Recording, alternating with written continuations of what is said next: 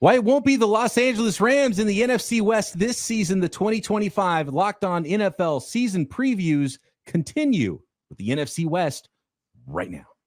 This is the 2025 Locked On NFL season preview, only on the Locked On Podcast Network. Your team every day. Buddy, back again. I'm excited for a new season. The 2025 Locked On NFL season previews are here. This episode, we're focused on the NFC West. Today's episode brought to you by FanDuel. Football season right around the corner. Visit the FanDuel app today and start planning your futures bets now. I'm Brian Peacock, host of Locked On 49ers. I'll be your host for this divisional preview. Joining me are my colleagues from the Locked On Podcast Network. I'm sure most of these names are familiar to our listeners, our everydayers out there that hang out and watch our crossovers every season. And if you are new, then you are going to have a lot of fun today because we like ribbing each other just a little bit here in the NFC West. And we've got none other than Alex Clancy, the host of Locked On Cardinals, Travis Rogers of Locked On Rams, and of course, Corbin Smith of Locked On Seahawks today. And fellas, we are starting at the end. We are talking today about the winners first. We're going to look at contenders. We're going to see which teams present the biggest challenge in the division, most improved squads, and the best players across these four teams. We've got the votes are in from our top 100 this summer, and we're going to give our division finish predictions. But let's start in the end. The favorites in 2025, and it is not the Los Angeles Rams. It is actually the cellar dwellers from the division last year. The 6-10 San Francisco 49ers, they are the favorites to win the division this year. And I know you guys are all ready and have your reasons why you think they will not be the division winners. So Alex, go ahead. Let's hear it. Why are the 49ers not going to win? I said in the open, it's not going to be the Los Angeles Rams. That only leaves two teams. Talk to me about the 49ers. Why should they not be the favorites this year? I mean, if they had an NFL schedule and not an NAIA schedule, they wouldn't be.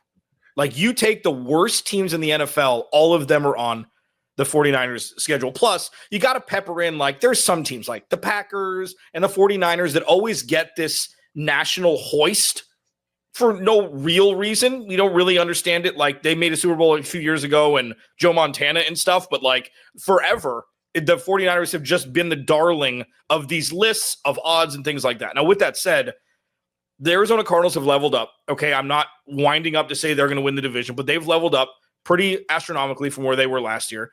The Rams have gotten better, and the Seahawks, we'll see, but they've still got a vaunted lineup. They're like the Steelers of the NFC. They win 10 games. You don't know how, you don't know why. It just always happens. So this is a very tough division, but to say that I don't think they're going to win 100% the 49ers, I wouldn't say that either. I think it's going to be pretty incestuous division, and one team's going to win. Bold. That leads to you. What do you think about the 49ers? What do you think about those Los Angeles Rams as repeats as well? Well, I'll defer to you. Peacock is the expert on the 49ers. Did they lose 33 or 34 good offensive players this offseason? It was a little tough to keep track with how many players were headed out the door. But yeah, look, I think that the Rams will win the division because they almost always win the division, because they have Sean McVay, because like Clancy said, I think they got a little bit better. I think most importantly, relative to the 49ers, is it feels like they cracked that 49er code that they were struggling with for so long. They just really could not find a way to beat Kyle Shanahan, to beat the 49ers. It was Sean McVay's kryptonite. It was the one thing that he couldn't quite figure out. They finally got it done last year. McVay, when he figures something out, he tends to keep it figured out. They increased they improved their wide receiver room two ways. One, sorry, Corbin, this is coming. I think Cooper Kupp is completely and totally washed. And I think Devontae Adams is an incredible upgrade. Puka Nacua is healthy for the first time in a while. So a lot of things have gone the Rams' way. Of course, the big problem is Matthew Stafford. The big problem is whether or not he's actually healthy, whether or not a guy this deep into his career can make it through a 17-game schedule. Those are the reasons. Not the reasons for, I think, are pretty obvious. Corbin Smith, we haven't heard from Locked On Seahawks host Corbin Smith yet, and clearly the 49ers and the Seahawks have had some nice rivalries recently. Could we see that again at the top of the NFC West? I don't think the 49ers are going to be in the top 3. I think they finished last in the division. And I'll give you a couple reasons why. Who are they going to throw the ball to at the start of the season? I like Juwan Jennings, but like Brandon Ayuk, probably not back till week 6 or possibly later than that. They got rid of Deebo Samuel. I don't want Christian McCaffrey to stay healthy. And, oh, by the way, I feel like this is a mash unit already in the running back room for them. They lost a lot of key guys on defense. I just don't think that they have retooled enough to be able to compete.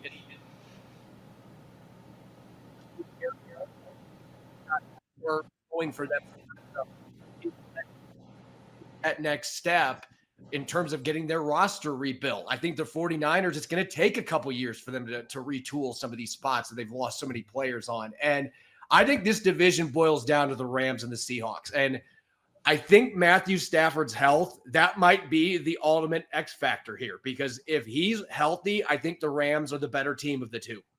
I think it's going to be a very close race down to the end, but I think that the Rams have the more complete roster, at least right now. But I will also say this, from Seattle's perspective, that was a top 5 scoring defense the last 9 weeks of the season, and everybody's back. And they added DeMarcus Lawrence. They added Nick Emanwari to that group. They've got continuity. They've got a defensive mastermind in Mike McDonald as the head coach. They've got a much improved offense they actually have an NFL caliber coordinator that's actually calling plays, which has been incredible to watch, even in preseason games. I just think the key to them is if they can run the football the way it looks like they're going to be able to, and they can keep their running backs healthy, take some of that pressure off Sam Darnold, they're going to be in games because of their defense. And I think that this defense can be a top 3 unit that can carry this team. So it really boils down to, can they run the football? And again, are they going to be able to play that complementary style with the defense they have? And if they can, they're very much going to be in the mix to win this division, even if Matthew Stafford's healthy. I just think those are the 2 most complete teams in this division right now. Alex, Travis, I heard a lot of ifs there about that Seattle Seahawks team. I don't know. I mean, that's all the 49ers are. Is ifs. Hey, Corbin, you went on I love your diatribes about your team, okay? You didn't mention the quarterback at all. So Seattle, the most important position in the NFL is quarterback. They gave him pretty much a 1-year prove-it deal because they don't trust that he's the dude for the future. So if the guys can run the ball and stay healthy, which they never can, when Kenneth Walker's fantastic when he's on the field, he rarely is, it seems. He misses chunks of games. Zach Charbonnet's obviously leveled up, so you've got a dude like that, but I don't understand. Like, here's the thing. I know the Cardinals have been the stepchild of the NFC West for some time now, except for the beginning of the 2021 season. They've gotten better, multiple times over compared to the other teams in the NFC West from where they were last year. Because they had so much room to improve. Bro, that's true. But they won 8 games last year. Okay, not 6. The Rams, I think the Rams won 1-score games last year. Just Sean McVay and Matthew Stafford are wizard-like when it comes to that. But if you told me the Cardinals won the division in 2025, that's not a shocking outcome anymore. I would be shocked if Seattle won the division, personally. I wouldn't be shocked because of what we've seen from the Rams and the 49ers because we've seen it more recently. Like, I think Sam Darnold is a massive downgrade from Geno Smith. I'm just excited that the Rams get to play Sam Darnold twice again. He basically saved their season last year. That when they came in on that Thursday night game, the Vikings were flying high. We were trying to figure out if the Sam Darnold thing was a Jets thing, a Panthers thing, or whether he was actually finally found the right place where he could thrive with Justin Jefferson and Addison and those guys. And the Rams just tore him to pieces. And you could kind of throw it up to the Rams were kind of playing for their season at that point. They really needed that game. Okay, fine. Fast forward to the playoff game, and they did it a second time. They really had their way with him. So he is like I agree with Clancy in the sense that it's the most important position on the field. And Geno Smith scared me a lot more than Sam Darnold does. And, as always, you guys are very good and you're very close, but you're just barely missing it. So I'll break it down for you guys why. And I'm a gracious host. I want to let you go first and let me know why the 49ers weren't going to win the division. Here comes the elitism. Here it comes from Locked On 49ers, the 49ers fans. Hey, I learned that actually from Peter Bukowski of Locked On Packers. Oh, perfect. He doesn't even wear socks. You can't take him seriously. It was very goodism. And then I learned from him for the elitism. So I'm not worried at all about the offense. The reason Sam Darnold is good again is because he came and spent a year with Kyle Shanahan. So the 49ers offense is going to be fine. Christian McCaffrey's out all last year. They're still running the ball 5 yards per carry. They're going to be fine on the offensive side of the ball. Ricky Pearsall is going to have to hold it down for a few weeks. They traded for Sky Moore. Look, they're going to have some random bodies at wide receiver, but they run 3 wide less than anybody in the NFL. It's all about Christian McCaffrey and George Kittle. If those guys are healthy, then whoever's wide receiver 1 is really the third option on the offense anyway. You got Trent Williams. The offensive line is going to be middle of the road-ish, and that'll be just fine because the 49ers don't drop back and hold the ball forever in the pocket anyway. Get the ball out quick. They're going to run the ball. They're going to be balanced. Offense is not a problem for me for the 49ers. And by midseason, you mentioned you might get Brandon Ayuk back and Demarcus Robinson and Juwan Jennings. Hopefully he'll be there from week 1 next to Ricky Pearsall. And if those guys develop and Pearsall develops like I think he's going to, then I actually be really good probably at wide receiver. And then who knows what'll happen with the attrition at running back at that point.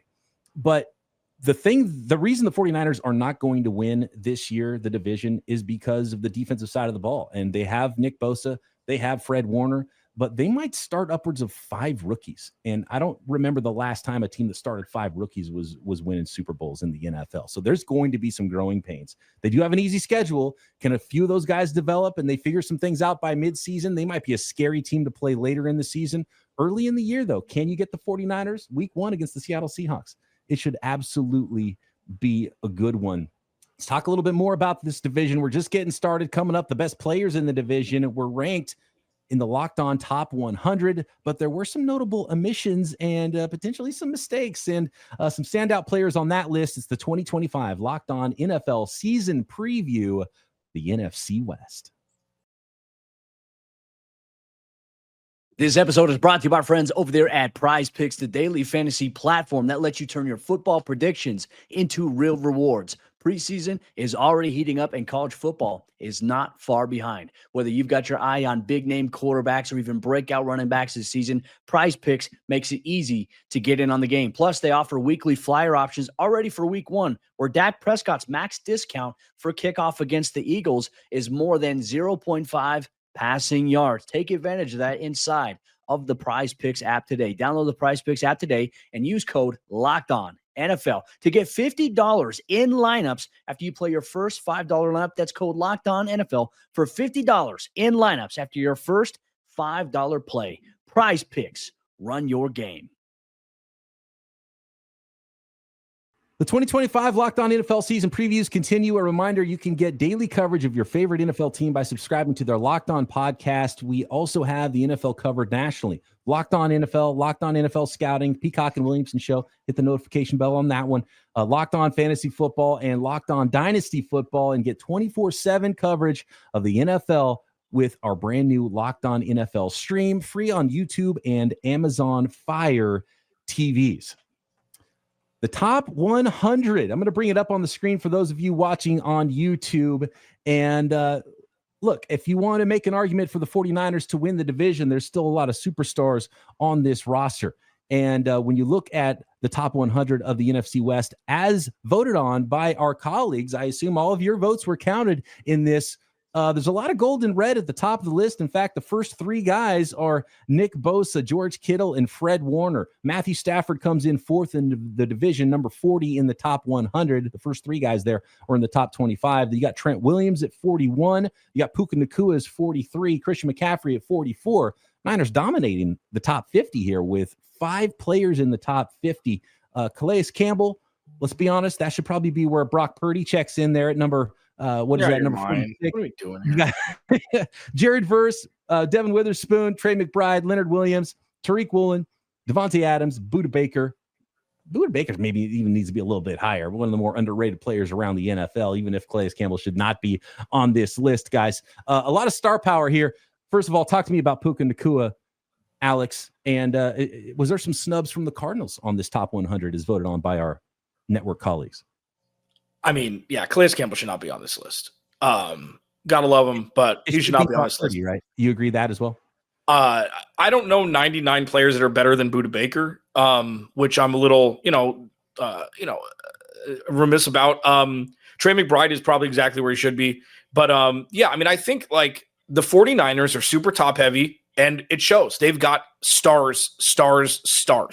and it shows on this list. You see the young defense and the young wide receiver core from the Rams shown, and then Devin Witherspoon is going to be, a top 3 lockdown corner for the next 5 or 7 years. So I don't really see many misses here aside from maybe Calais Campbell should not have been there, and Brock Purdy should be sitting right next to me when talking about this list.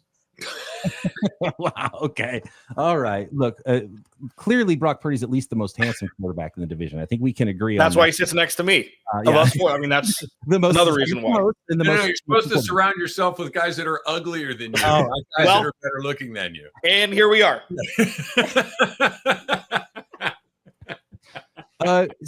Travis, we got to ask the question about Matthew Stafford, number 40 in the top 100. I mean, he's a phenomenal player. The Athletic, the Mike Sando tiers list that comes out every year. He was a top 1 tier in the NFL as voted on by executives. Like, the fans love Matthew Stafford. They realize how good he is. I know Rams fans do. I think the counterparts here in the media and the other hosts realize how good Matthew Stafford is. The execs and coaches and the other hosts on the network, everyone realizes how good Matthew Stafford is and how important he is. So does that make or break the entire season for the Rams? Yeah, I think that if he misses some time, they can survive. If he misses a ton of time, they cannot. The Rams the last couple of seasons have got off to some really bad starts. Last year they were 1-4. The year before that they were 3-6. And most of that was because Matthew Stafford wasn't very good, or the Rams couldn't protect Matthew Stafford to let him do what he needed to do. When he gets some time, when he gets the bare materials that he needs to do what he does, there aren't too many guys that I would trade for him for a season.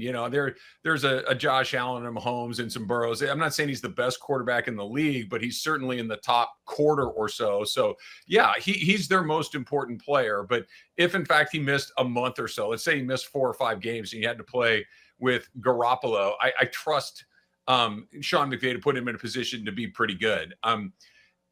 The only thing that I worry about with Matthew Stafford is his age/health, and I think they go hand in glove. That if old players are terrifying because they could just be bad for no reason other than they got too old, and nothing has to happen other than just time continuing to tick off the clock. So that's a little concerning. I love the addition of Devontae Adams down there at 97. I think that he's going to be really good. I think he and Nakua together could become a really interesting thing. I do worry a little bit about the Rams' third option at wide receiver. They're going to start with Tutu Atwell. All of my everydayers know that I am not a Tutu Atwell guy. There's just nothing there. If we were going to see something, we would have seen it by now. I'm not a big believer there. Verse is probably about where he belongs right now, but I bet if we do this a year from now, he's inside the top 25 or 20. I mean, he's coming on really, really fast. And then as far as snubs go and whatnot, I think you could maybe have Kobe Turner in there. He had an incredible season for the Rams. He is a real problem for most teams in the interior of that line. And then maybe, right near the back of this list, somewhere high 90s, I don't know if Kyron Williams isn't there. He scores a bunch of touchdowns. He's a really effective guy once you get inside that 15-yard line or so. He's not going to have a bunch of pop plays. He's not a guy that's a burner. He's not any of those things. But, man, is he good when you need him to be. And he seems to show up pretty regularly, and that consistency gear that he has, I think, is super valuable. I think when you look at the Rams roster too, and that was a stars and scrubs build. And I think the 49ers look at the Rams and say, well, look, if you've got quarterback, you've got a really great head coach, and you hit those picks in the draft, you can rebuild that front very quickly. And I think the Niners are hoping that they can really pull off this year what the Rams pulled off last year with a lot of their early draft picks, and that can get turned around very quickly on one side of the ball if you start drafting stud players and putting a lot of young talent on the field together. A lot of young talent in Seattle, Corbin. Witherspoon, Leonard Williams, Tariq Woolen. Any omissions on this list from the Seattle Seahawks? How do you feel about the top-heavy talent on that roster?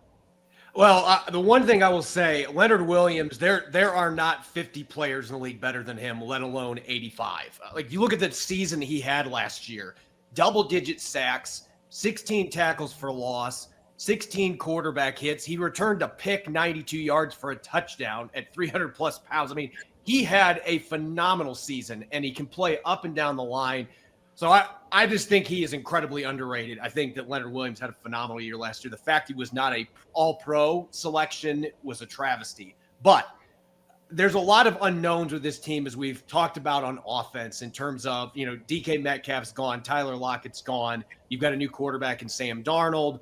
Darnold, if you're basing it just on last year's production, maybe you can make an argument. I'm not going to sit here and say he should be on this list. The two players that I would say, though, look, Travis is going to know this name from but Ernest Jones, when he came over from Tennessee last year, Ernest Jones was the game changer. This defense was a top 5 scoring defense when he showed up. And I think Ernest Jones is one of the best linebackers in football. I absolutely think he should be in the top 100 with what he's done since he's come into the league. And Julian Love might be the most underrated safety in football. The guy just does everything. He can blitz, he can stuff the run, he can play every safety spot. He creates turnovers, both forced fumbles, interceptions. So really what I'd be saying here is I could make an argument for 5 players on Seattle's defense to be on this list. Offense, we got to wait and see where things go there. I think Ken Walker has that kind of talent, but he hasn't been able to stay healthy consistently. Jackson Smith-Njigba has that kind of talent. Can he take that next step as the guy in the top of the receiving core this year? There's some names that this time next year could absolutely be on there, but there's obviously a lot more question marks on offense than defense with this team. The defense is absolutely loaded. Well, we've gone through some of the best talent in the division, but one of these teams was the most improved talent-wise this offseason. We'll dive in next on the 2025 Locked On NFL season preview of the NFC West. Today's 2025 NFL season preview is brought to you by our friends over there at FanDuel Sportsbook. And as you all know, FanDuel, they are America's #1 sportsbook. And right now, with the NFL season right around the corner, they want to get you in the game with an offer that you simply can't miss, because new users can bet just $5 and win up to $300 in bonus bets if your first bet wins. And you can use that all across the app for NFL season futures. You can even go through what I do on my Sunday morning routine. I like to pull up my phone, go into the FanDuel Sportsbook app, and then I'll go through the morning games. I'll pick all the money lines, and then the primetime slate, I'll go through and I'll do player props and parlay them together inside of FanDuel. That's part of my routine, but FanDuel, once again, wants to make sure if you sign up today as a brand new customer, you bet $5, your first bet wins, you'll get $300 in bonus bets guaranteed. So make sure you check it out. Are you ready to play? Download the FanDuel app now by visiting FanDuel.com to get started. That's FanDuel.com. The 2025 Locked On NFL season previews continue. A reminder, you can get daily coverage of your favorite NFL team by subscribing to their Locked On podcast. We also have the NFL covered nationally, talking Locked On NFL, Locked On NFL Scouting, Peacock and Williamson, Locked On Fantasy Football, and Locked On Dynasty Football. Get 24/7 coverage of the NFL with our brand new Locked On NFL stream, free on YouTube and Amazon Fire TVs. So guys, to be honest with you, to me, this is an interesting division. And I agree with something that Alex said at the very top. I think this is going to be a tight division. I think it's going to be one of the most hotly contested divisions in the NFL. It probably shouldn't shock anybody if these teams finish in really any order, 1 through 4. I think it could potentially be very, very tight. But the most improved team in the division to me is actually the Arizona Cardinals. I think this is a team that got some things right with the coaching staff. It's added a ton of talent now on the defensive side of the ball. They got some playmakers on the offensive side of the ball. And Alex, to me, talk to me about, first of all, some of the additions and why this team will be improved and why they might make a run at the division. And talk to me about the quarterback. Is he ready to lead a division-winning football team? How much time you got? So the short answer is Monty Osborne, Jonathan Gannon took over an organization that was in the Mesozoic era, in shambles. Your friend growing up that comes over and plays with your toys and then leaves and never helps you clean up. That's what Steve Keim did to this organization. So Monty Osborne, people thought it was going to be a 2-year rebuild. It was really 3, and it was always meant to be 3. So incrementally, from the start of the 2023 season, they slowly started to get better on the field, off the field. And now this is what, quote unquote, like going for it is when you have a plan after 1 year. Like they have all their picks, they've got all their money, and they've got a substantially better roster. Josh Sweat, Calais Campbell, Dalvin Tomlinson, not top flight guys, but collectively they can be top flight. Will Johnson dropped to them. Walter Nolan is hobble, but he's going to play. Like this defense has the makings of a top 7 defense with Nick Rallis as a DC. Look at him as a head coach option for next year if the Cardinals do take that leap. When it comes down to Kyler, like they ran it back because this offense is either going to work or it won't. You don't need to add more talent. They've got plenty. Like, you've got a tight end 1, you've got an RB1, you've got a wide receiver 1 you'd think, has the trajectory for that. How many teams have all 3? 15? Like, I think, and the offensive line is much improved. Paris Johnson Jr. is left tackle 1 for the future. Like, they don't need to get better on offense. They need to win more games. So when it comes down to Kyler Murray, it's one stat this year. It's wins and losses, and that's it. I don't care if he has a career Josh Allen year. If they win 11 games and don't make the playoffs, or whatever, win 10 games and don't make the playoffs, we could be seeing walking papers. If they make a deep playoff run, we're talking contract extension. It's one or the other. This is the year, and we're going to find out one way or the other. And I'm stoked. Corbin, you listed some reasons earlier on in the pod about why the Seahawks will contend for the division. If you could narrow it down to one reason, what's the big thing there that you're like, okay, this is the reason why the Seahawks can be good this year? Offensive line, and I can't believe I'm saying that. It's been 15 years since the Seahawks have had a decent offensive line, and just decent. Like, you have to go back to Walter Jones and Steve Hutchinson when they had a great offensive line. But they were able to get by with an average unit because the talent they had in Marshawn Lynch, you could have an average line in front of the dude who's just a truck stick machine. But this offensive line, Gray Zabel is the real deal. Like, I loved him coming out of North Dakota State, but now that I've gotten to watch him practice, I see him go against Leonard Williams every single day. And Williams is taking his lunch money some early on.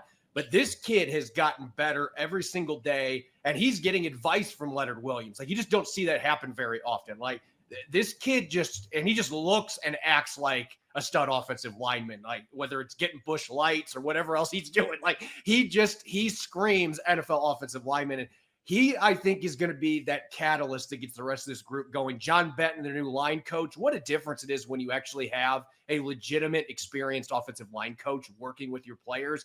Everybody across the board has taken a big jump. Now, we'll see what it looks like early in the regular season, but that is the reason I'm bullish on this team, along with the fact that the defense, everybody knows the defense is loaded, what they brought back from last year and the way they played the last 8 or 9 games.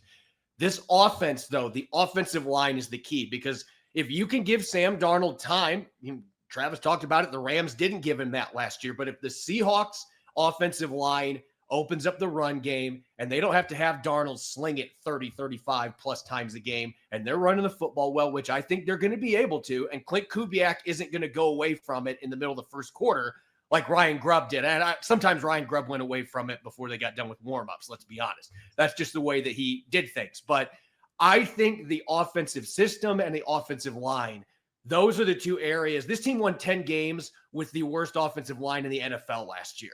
They are going to be much improved on that offensive line. That is the X factor to me that makes this team dangerous. So, Travis, we kind of know who the Rams are right now. Big question is Matthew Stafford here. But as you see it, we've got to go 1 through 4 here with our predictions in the divisions here, guys. And we kind of already know why the reasons are, so we don't have to go too long about the reasons why. But give me your order, Travis, 1 through 4 in the division in 2025. Yeah, I'm happy to do that, Pig. I just had a quick one for Clancy. Those walking papers that Murray's going to get, do they have iPad restrictions in them, or can he do it? What are we doing here? Yeah. I'm supposed to be the old head here. You bring somebody older than me and he can't make new jokes? You just can't graduate to new jokes? Taking away your PlayStation tag. NFL contracts are very complicated. I just don't know if there was some sort of stipulation in there. Hey, you have to be really talented to make the entire world make jokes that aren't hype jokes when you're fighting. Yeah. Well, thanks for that. Thanks for that. We go to. I think I kind of land where all three of you guys land, where there isn't really a final order in this division that would shock me. I don't think if any of these 4 teams landed on top, I would be stunned. I think the Rams have a narrow advantage going into this, but the wild card, like we've talked about, is Matthew Stafford.